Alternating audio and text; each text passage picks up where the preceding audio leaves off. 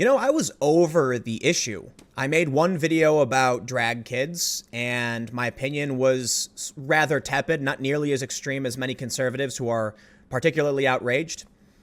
But someone decided to come along and false copyright block my video, as well as many others. This was an attempt to shut down the conversation, and because of that, I made a second video addressing the issue about how someone tried to falsely shut down my content. I got in touch with YouTube. The false copyright block was lifted. You lose. I win. And to make it even better, I got some other videos reinstated, not all of them.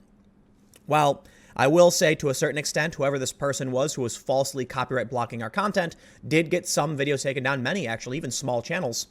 I am fine, and I'm just gonna pull it up.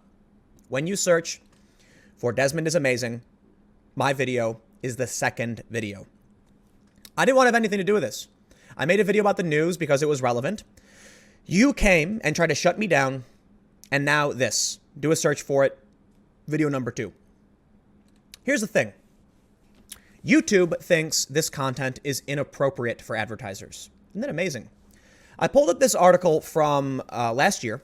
RightWing Media. 9-year-old drag queen Lactatia is being sexualized. That's the criticism from many people on the right. I haven't gone as far to say that it's being sexualized to the same extent as many conservatives, because, as you know, I'm rather centrist. But I did point out something very important on the issue of drag kids. Many of these kids are seen performing on stage, removing clothing, and taking money from the audience. While this, you could argue, it's not the same as stripping, it actually is. It actually is, okay? I explained this in the last 2 videos, but for those that are not familiar, if you've never been to a strip club, not all strip clubs allow nudity. In many of them, women wear tops and bottoms. They have to cover themselves. So when you see a little kid pull off their outer layer and reveal an underlayer, maybe it's just like, what is it? What are they called? Like a high top or something? I don't know, where you can see the midriff or whatever. That's close, basically the same thing as what a lot of these strip clubs do. Granted, most of them have like poles and they're on stage. But listen, if you're going to have kids dance around, take their clothes off and take money, what's the difference? Not all strip clubs allow nudity. Some people said it's a costume change. Sure, fine, I get it. But you have to recognize how close this is and why this opinion exists. But let's get to the point. The point is, following the 2 videos I made. First, drag kid family investigated by Child Protective Services. Not suitable for most advertisers, confirmed by manual review. It's interesting. What about this video is not suitable for advertisers? Think about it. If what these children are doing is acceptable for children, then why would this video not be suitable for advertisers? Certainly the content I'm showing and talking about is family friendly. Just a little criticism. If I made a video about Dora the Explorer, and I said that Dora the Explorer is controversial, and here's why, and explained why I thought it was inappropriate for kids, would that be deemed not appropriate? Of course it'd be fine. Criticizing Dora the Explorer is fine for advertisers. So I have to wonder what it is about these 2 videos. Now, it gets even more interesting. First of all, you could say to me, Tim, the first video is talking about Child Protective Services. Now, clearly someone wouldn't want to be involved in that, right? Okay, maybe advertisers don't want to be involved in a story when they find out the drag kid was being investigated by various law enforcement agencies, of which the family claims that they were deemed to be like no wrongdoing or anything like that. Okay, maybe that's your argument. Let's look at the second video. They're trying to silence me, false copyright block.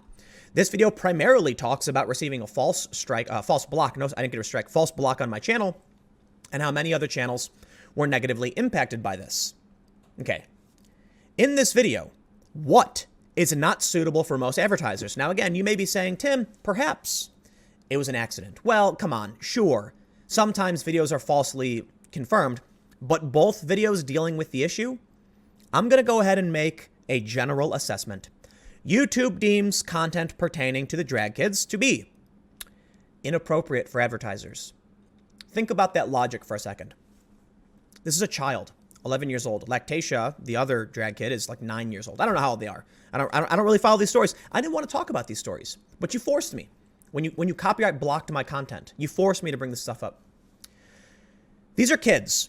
If what they're doing is wholesome and acceptable and empowering, why would my ads be removed? Why would it not be allowed to be monetized? You guys can answer this in the comments below. Let me know what you think. I think the answer is clear. It's not appropriate for kids, period. And although you will see many networks, play out this story, YouTube doesn't think it's appropriate for advertisers. So maybe YouTube are the bigots. Is that it? YouTube are bigoted and don't? No. Listen, somebody explained this very well in a simple matter. I think it was like Lauren Chen or somebody. Playing dress up at home, kids doing drag at home, whatever. Totally acceptable. Absolutely. Kids do dress up all the time. Kids can dress however they want. 100% acceptable. Removing clothing on stage and taking tips from the audience, in my opinion, absolutely crossing the line. There's a lot of videos of these kids, some of these kids also hanging out with adults, some of whom are naked. And in one video, one of these kids simulates doing ketamine. The kid's like 10 years old. How do they know what ketamine is and how to do it? I'm not making this up. There's a video, it's a live stream, where one of the kids takes their hand and goes, I didn't even know how ketamine was ingested. I'm 33. I grew up on the south side of Chicago. I have watched people do drugs. I knew what ketamine was, sort of. I didn't know that you'd crush it up, put it on your hand, and then snort it on your hand. Until I watched the 10-year-old kid do it. You want to talk about what's appropriate? I would say that's inappropriate. Now, does it cross the line into illegal? I don't know. That's up for the law enforcement. But I can say this. YouTube doesn't think it's appropriate for all audiences. I think they'd be right. So why then? I guess, you know what? I guess people do inappropriate things, but where the line is, I'm not sure. Families can do whatever they want to do, but I think, I don't know where the line is drawn. I don't. And law enforcement apparently does, and they've, according to the family, deemed it to be fine. But I have a few other stories that I'm going to talk about. Before moving into the latest update, where I'll end off the video, I want to talk about this. The negative news that comes out, it's a controversial subject. And to an extent, I think these stories may be a little unfair because people are always looking for extreme issues. But this is from Cron, Houston. This is a verified news source. Organizers shutter Houston's drag queen storytime. Albert Garza, a 32-year-old registered sex offender, participated in the drag queen storytime program under the name Tatiana Malanina, according to the conservative anti-LGBTQ group Mass Resistance. Well, regardless of whether or not you want to highlight who was coming out against what, the point is we have a story now where drag queen storytime for kids was shut down because the person was a registered sex offender who had abused a child. They say, in a quote, "We assure you this participant will not be involved in any future HPL programs," the library's statement reads. "We deeply regret this oversight and the concern this may cause our customers. We realize this is a serious matter. This isn't what we wanted," they said. "We have so loved seeing the smiles on children's faces, their laughter, their dances. We have so loved connecting with parents and connecting with our community. We appreciate the support and experience we gained working with the team at HPL and hope to work with them again in the future." I actually have no problem with drag queen storytime. I think if somebody wants to dress up and read books to kids, I take no issue with that. I do take issue with kids prancing around on stage, removing their clothing and taking money. There's a line. As you can see, I'm rather tepid on my opinions about these things. But let's move on. First, update. You threw some shade my way. Well, in response, I got in touch with YouTube. YouTube reinstated my video right around the time I published my video talking about it. Lauren Chen's video has been reinstated. Congratulations, Lauren. I'm glad that this issue can be brought up and the idea can be discussed. A video from Ready to Glare called Bad Parenting and Drag Kid has been reinstated. These two of the ones I've reported have been reinstated, but I believe there are 3 that were not, unfortunately. But so that means of the 6 I knew about, which included mine, 3 were reinstated, and more importantly, I won my fight.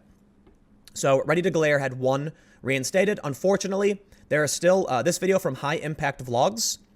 Same copyright block. Total BS. Again, this one from Ready to Glare, apparently saying that she's Chris Hansen, drag kids need help, also blocked. And then we have this one from Ready to Glare on Lactatia, saying Lactatia needs help, also blocked. These are false blocks. Absolutely 100% fake. So as of right now, I've sent the links out to YouTube, and some of them have been reinstated. I don't know if they'll reinstate all of them because the challenge is, why mine was reinstated immediately is because there's no video in it whatsoever. As for these other channels, they have to go and make sure the claim, like, if a video appeared in it, YouTube doesn't know who owns the copyright, so it becomes challenging. I'll end by pointing to this. When you search Desmond is amazing, congratulations, you've earned it, my video pops up. My video, which is rather tepid. Rather tepid. I've had some people who are angry saying, how dare you, Tim? But take a look at the like ratio. People talk about radicalization on YouTube and media. Let's lay this out. Plain and simple. YouTube is an open community. There's left, there's right. Things tend to flow to the left according to all data. YouTube is a community where users decide what to like and dislike.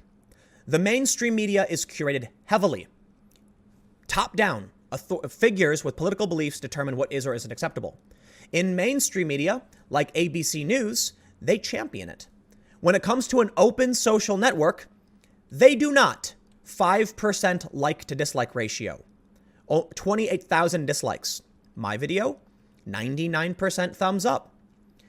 Now This Entertainment, 12% thumbs up. Talking about outrage, 99%.